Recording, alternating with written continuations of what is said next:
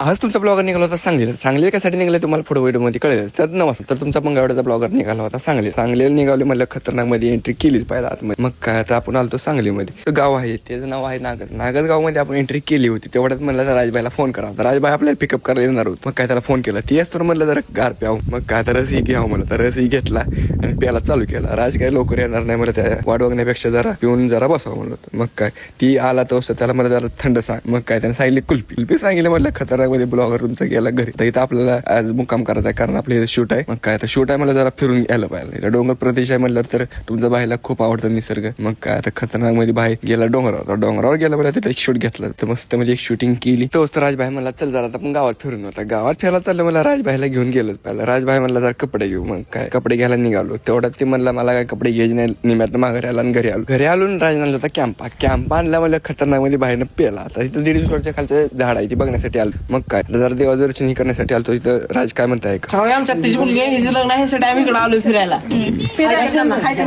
Hi hello guys. मग काय आजची शूटिंग कंप्लीट झालं. मला जरा जेवण करायला जावं म्हणलं. तर आज म्हणलं चला हॉटेल चाल म्हणलं तर राज सोबत निघालच पाहिला. गेल्या जायला दिला पांढरा रस्ता पहिल्यांदा ट्राय करत आहे. खरंच खूप भारी आहे पण जरा गोडच लागत होतं. खतरनाक मध्ये होतं. तेवढ्यात अख्खा मुर्गी मागवला होता. अख्खा मुर्गी खाव्या म्हणलं मस्त मध्ये.